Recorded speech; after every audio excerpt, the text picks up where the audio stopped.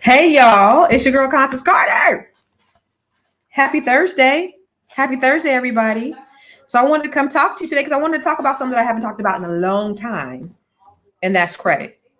If you don't know me, then let me introduce myself to you. I am Constance Carter. I am CEO of Catalyst Real Estate Professionals. We are the largest African American owned real estate firm in California. We are not African American only. We're African American owned because I'm African American and I own that joint. But more importantly, I'm a wealth advocator or a wealth activator. And what does that mean? That means my goal and my mission is in life is to help people like you, everyday people from all walks of life to create generational wealth. And if you know anything about wealth, you know that wealthy people do not use their own money when they're generating wealth. They use what's called leverage, OPP. Do you know what OPP is? Other people's money, right? So, hey, Glenda, hey, Aunt. And so I want to talk to you today about credit because I am a certified credit expert. What does that mean? It means I've taken extensive training about credit, and I know a lot about credit. And I went from over 800 credit score all the way down to a 379. Anybody on here got a 370? No, I'm just kidding. You ain't got to tell us if you got a 379 credit score. I can actually speak on that because I no longer have a 379, but I've been there, done that. And guess what? I wrote a book about it. It's called Keeping Score, What You Need to Know to Make a Credit Score Grow. But the whole purpose of me coming on today is because I want to tell you some secrets to just a couple of credit hacks. And I have more in the book, but a couple of credit hacks on how you can increase your score relatively quickly. I'm gonna give you five. I'm gonna give you five today so that you can increase your score relatively quickly. Okay. So listen, they're very simple, and credit is not as overwhelming and is not the big monster, the boogeyman in the closet that you might think. Listen, one of the best and the worst times of my life was when I came out of bankruptcy court. When I went up in bankruptcy court, it was like the sky was gloomy, the clouds were gray, and Lord have mercy. It was probably the worst day of my life. But when I came up out that mug, the sky was blue, the clouds were clear, and birds were singing, and it was a beautiful day. The sun was out, and it was like the worst day when I went in, but it was the best day when I came out because the weight of the world was off my shoulder. But when I came out, I had a 379 credit score, and I had to reset. And so what I've done is I essentially used my hardships as the blueprint to help other people. And so I started helping other people with their credit. And then I just ended up writing a book about it, a few books about it. I have a couple of books and an online training. But I want to tell you these 5 credit hacks. Okay. How do you get your book? Christmas gift for family members. You know what, Carol? That's a great idea. Normally during Christmas or during Black Friday, I normally do like a discount. I shouldn't even tell you that now because you're going to wait.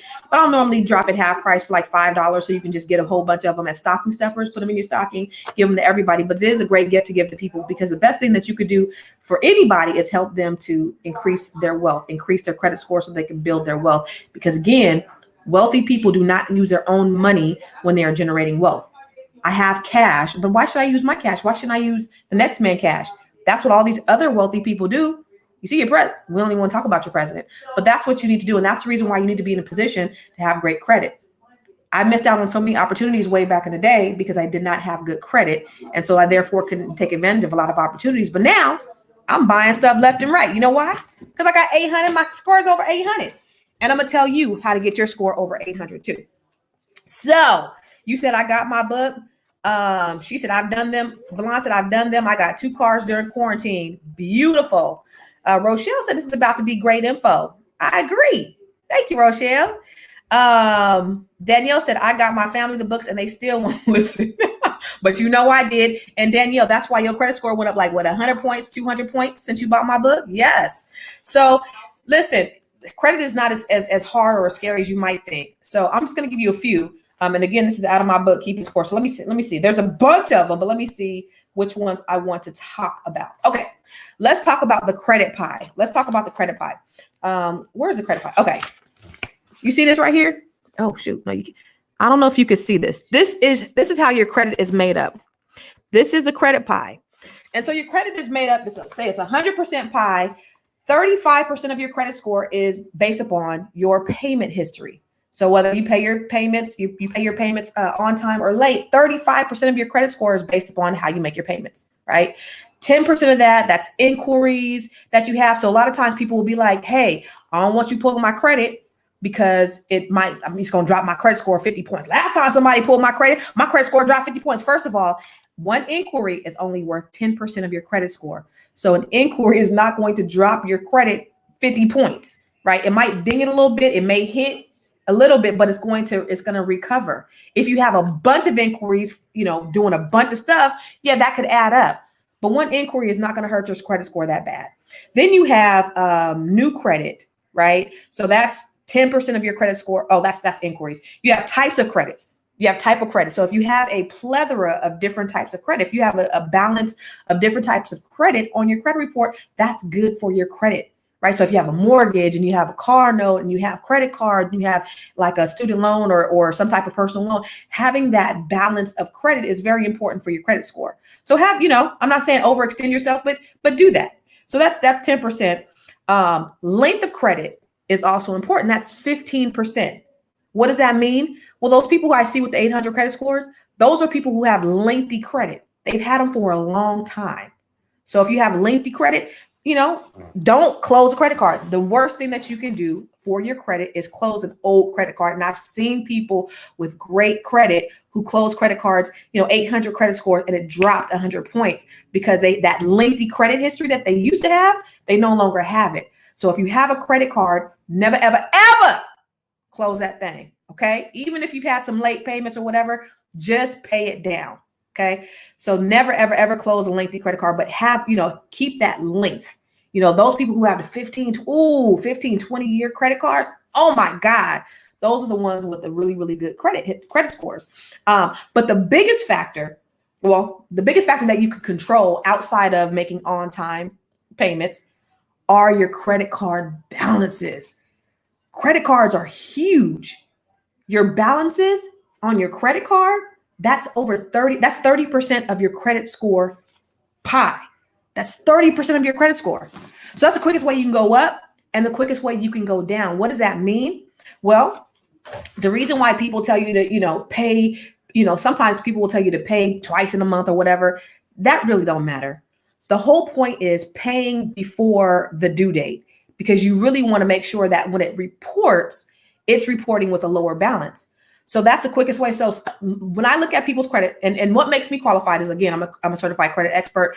I own the largest African-American owned real estate firm in California. We are a direct lender also. So we fund our own loans. We're a mortgage bank, which means we have a warehouse line where we fund loans. So we originate loans all the time as well. So I can look at your credit score and tell, pretty much your credit report and pretty much tell what you need to do in order to increase your credit score. So one of the first things I see is, do they have credit cards?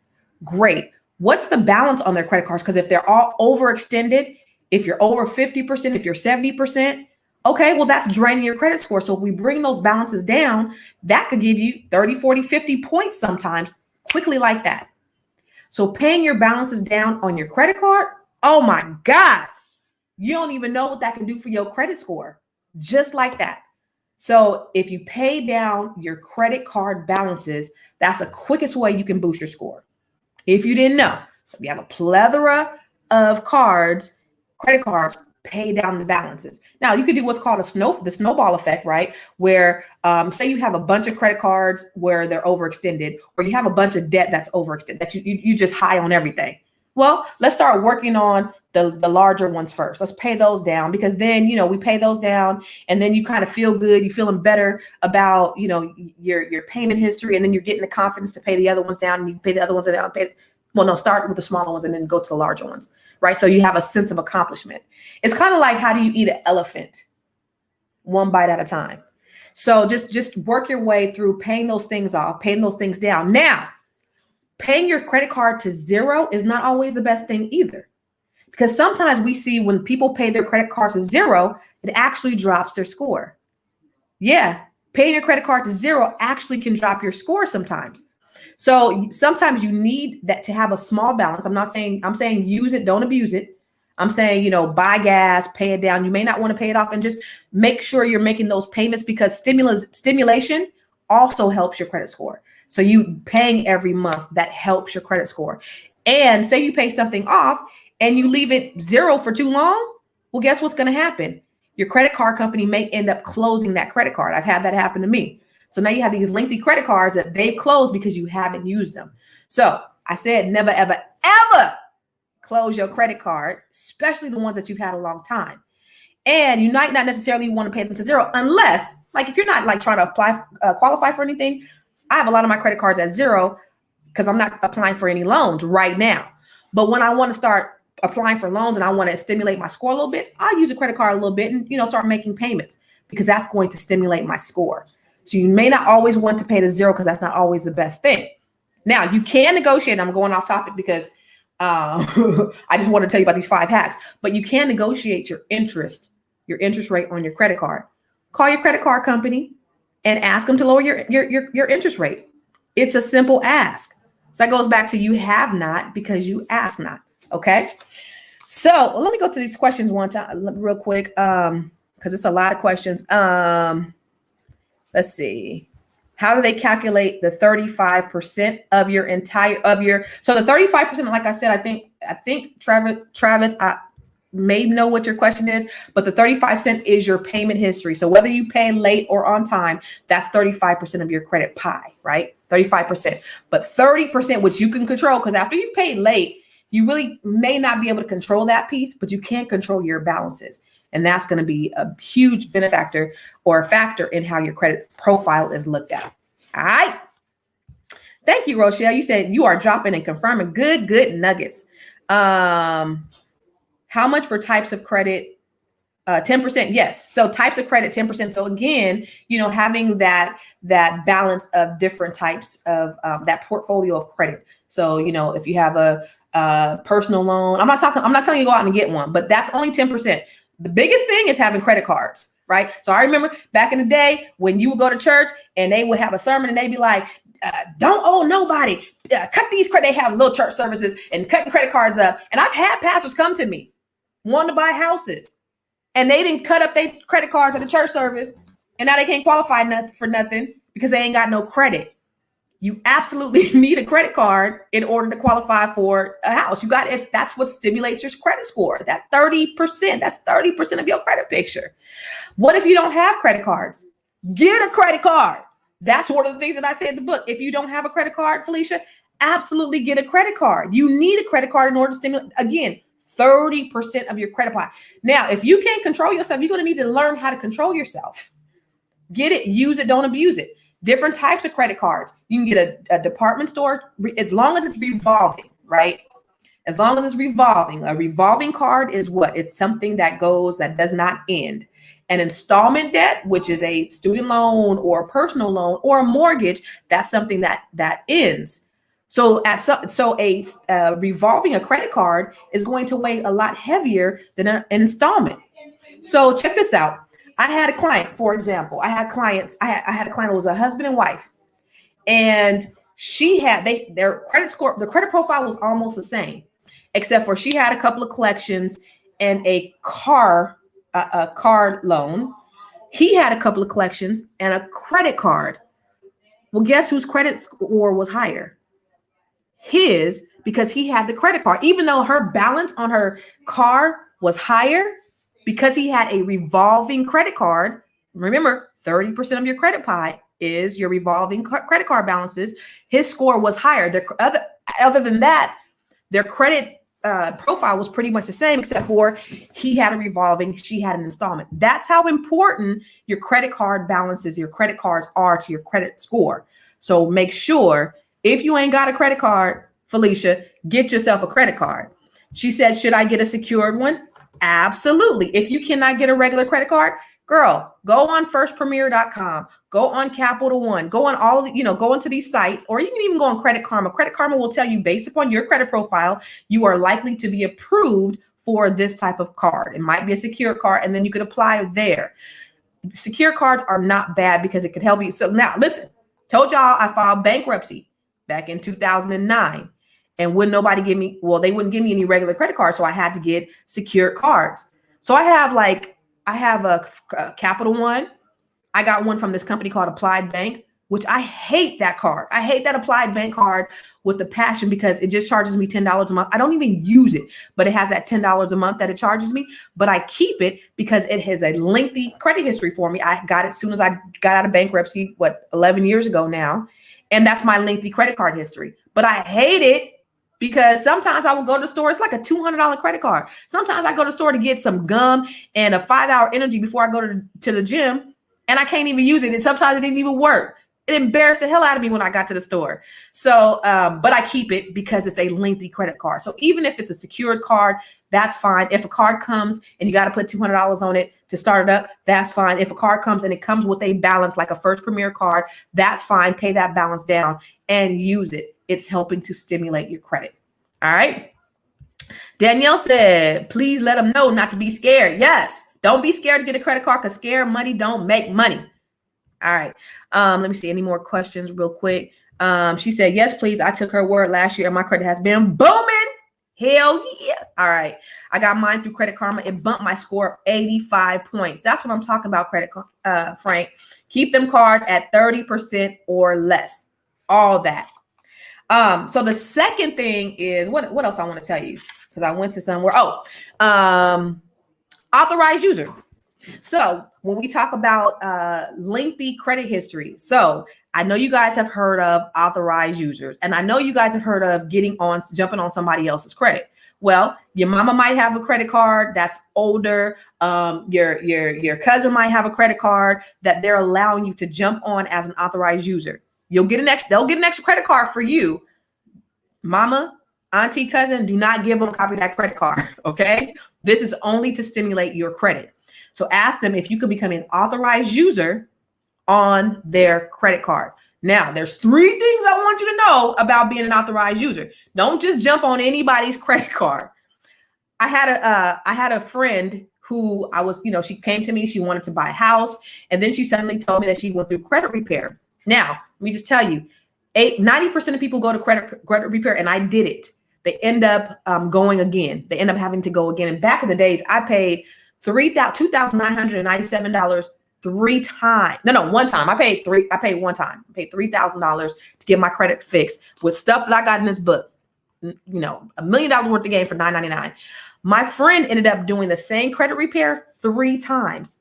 So that's $3,997 times 3. That's $12,000 she ended up paying to get her credit up because she was buying houses. She was buying a house. She would jack her stuff up and she would, go back and pay for somebody to fix her credit. But here's the thing.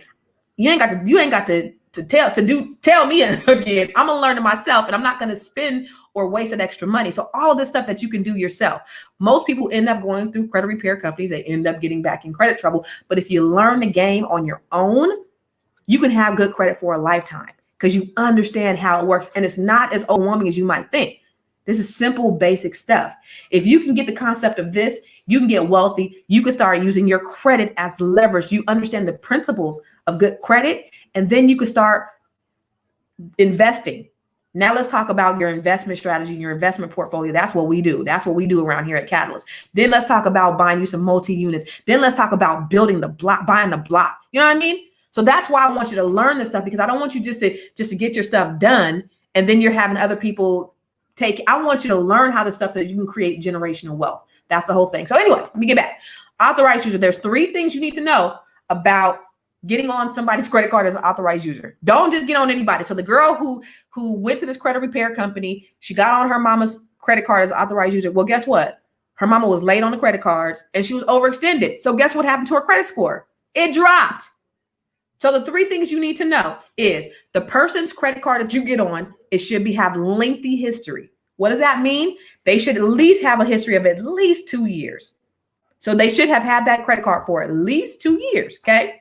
The next thing you should make sure is, so not only credit length, at least 2 years. The second thing that they should have though is good credit history. So don't jump on nobody's credit card that is paying late.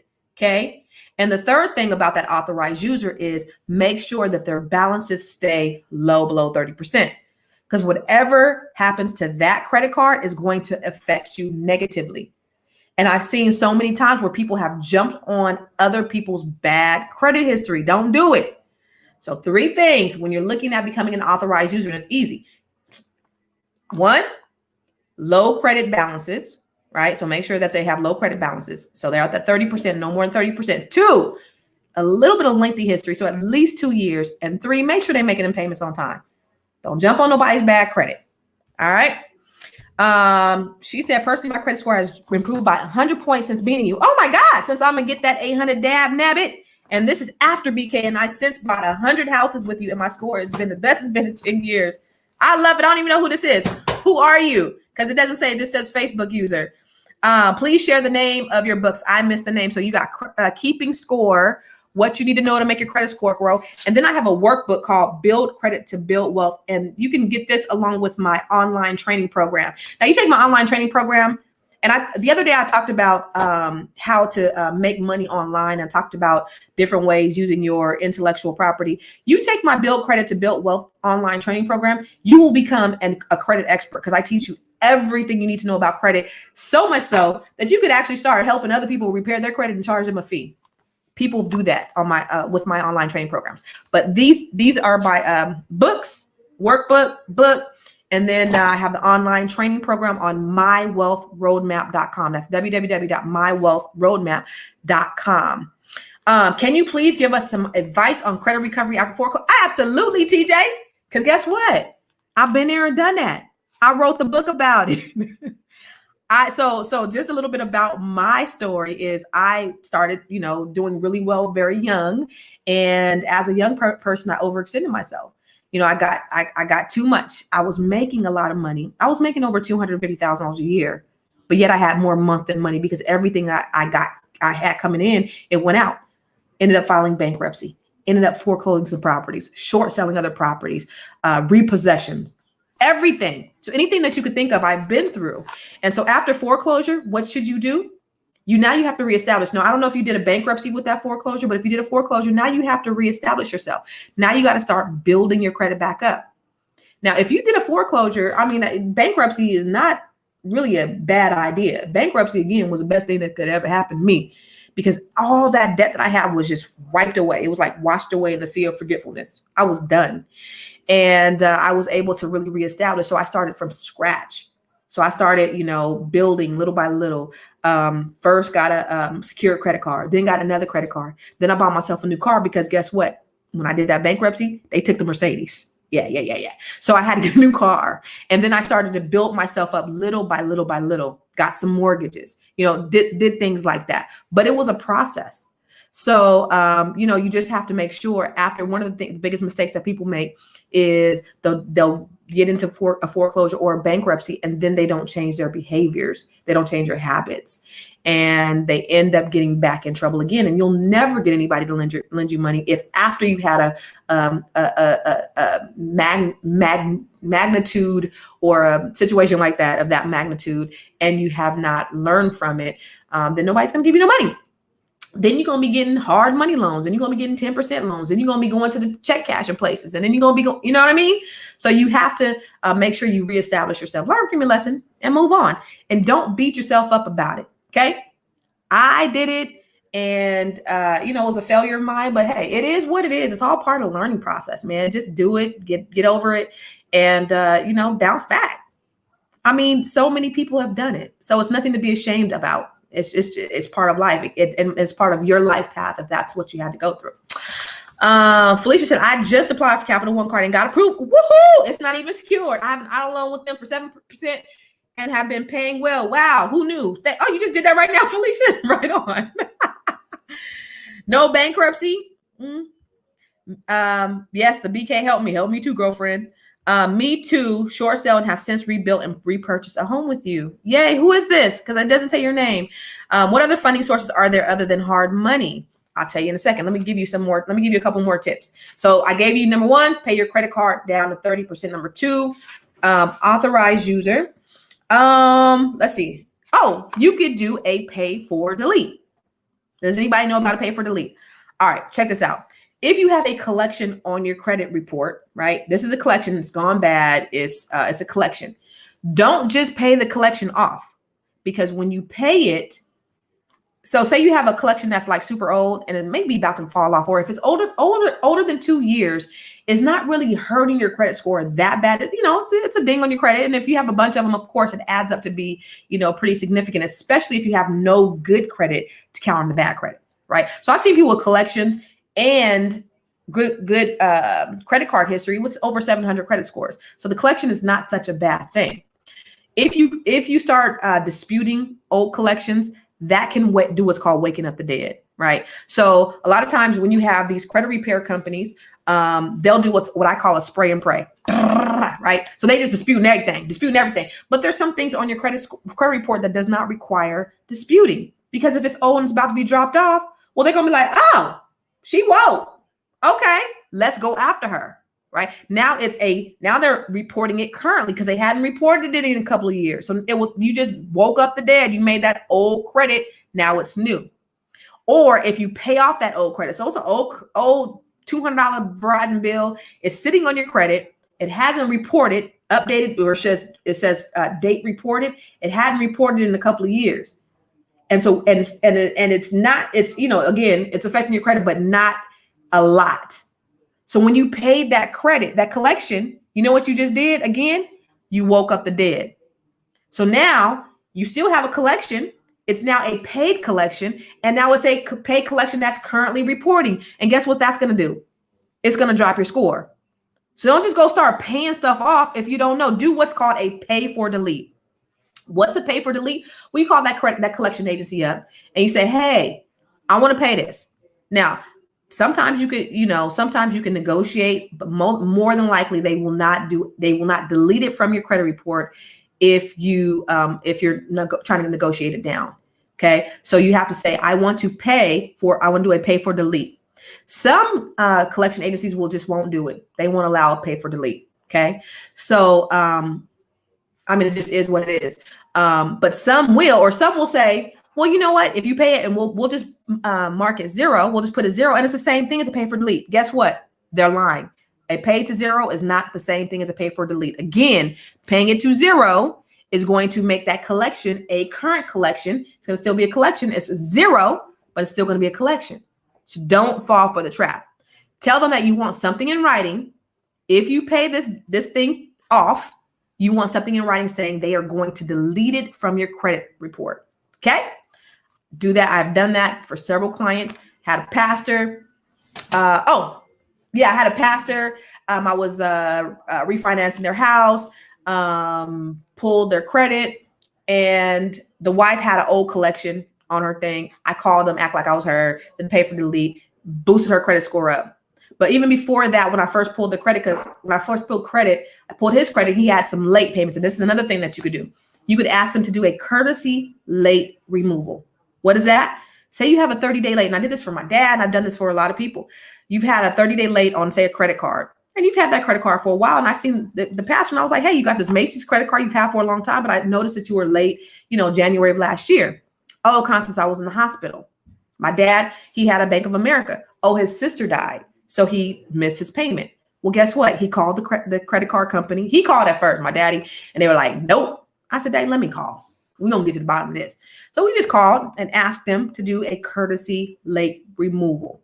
Basically, listen, I've had this card for 15 years. I've had this card for 5 years. I've been making good payments. I was in the hospital. Can you please remove this as a courtesy? A lot of times they will. Look, I had a family emergency. There was a death in my family. Can you please remove this late payment from my credit report? Absolutely. So you can ask for a courtesy late removal. It's number 3. Just gave y'all 3 nuggets. Pay for delete, courtesy late removal. No, I just gave you 4. Pay it down below 30%, and then authorized user. And I'm gonna give you one more. Well, what other one am I gonna do? Let's see. Balance transfer. You guys know about balance transfers? So now this goes back to utilization. Okay. So say you want to increase your score quickly and you don't have the money to pay down your credit card. Well, utilization is important because you want to keep the balance to 30%. Call the credit card company and say, hey, can you increase my limit? So say you have a $500 credit card, you have a $500 balance on it, and it's draining your credit score. Say, hey, can you increase my balance to $2,000? So now you just gotten your utilization down to 30%. Voila, that should increase your credit score. So that's your 5. So number 1, keep your balances below 30%. It's paramount.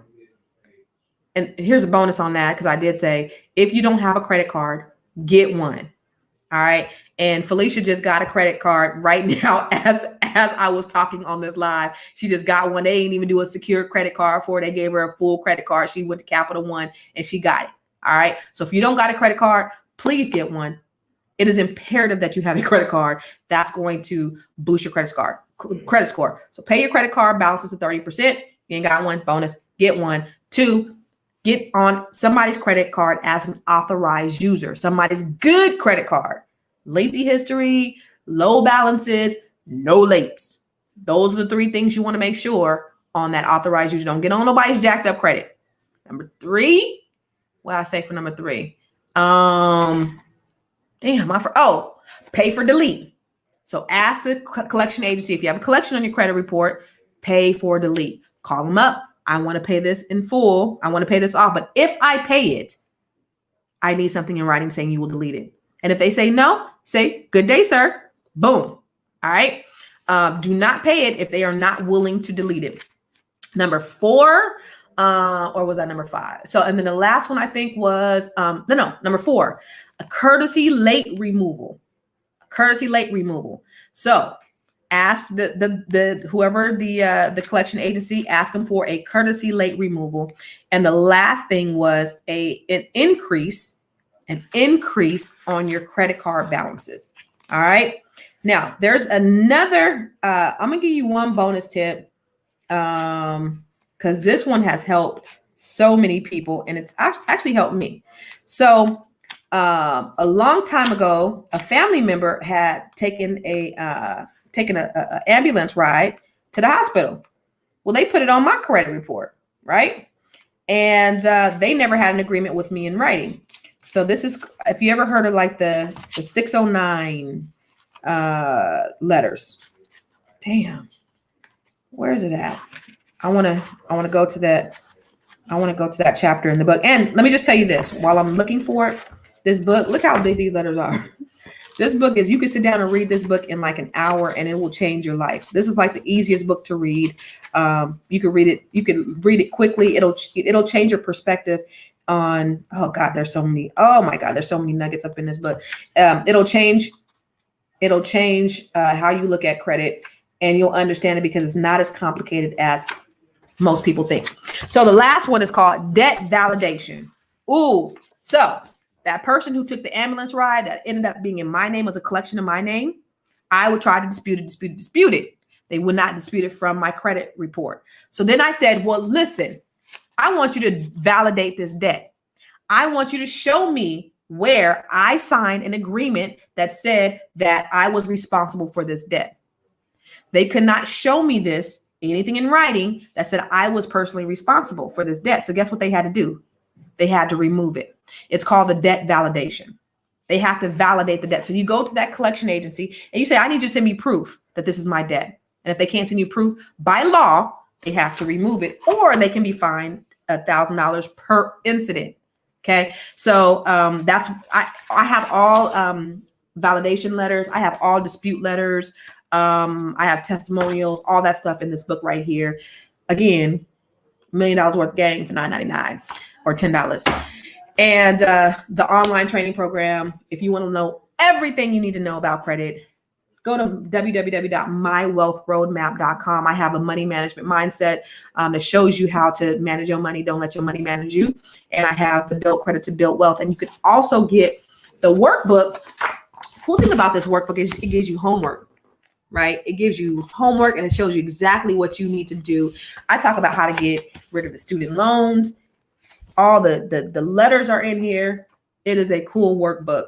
And I think it's on sale for like $19. This used to be like $49 and it's on Amazon right now for like $19. So go to Amazon and look for, anything from Constance Carter. My online web on credit is I'm going to put it in mywealthroadmap.com. And I'm going to put it in here so you guys can see, get the link, mywealthroadmap.com. And then, yeah, you know what? I got a bunch of stuff on my website. I have a book called 7 Online Revenue Streams to Fund Your $1 Million Dreams. I show you how to build your wealth by starting different businesses. I got all kind of resources for you.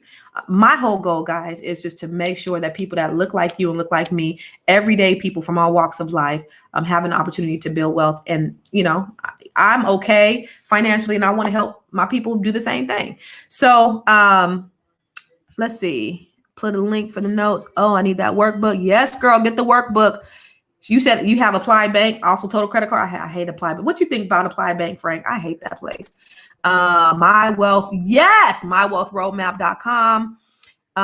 Get my book, people. Doesn't matter if the credit card you get is secured or not. It does not matter if the credit card you get is secured or not. It is a revolving debt. And then I have other like things that other hacks about, you know, your rent, how to turn your rent into being used to increase your score.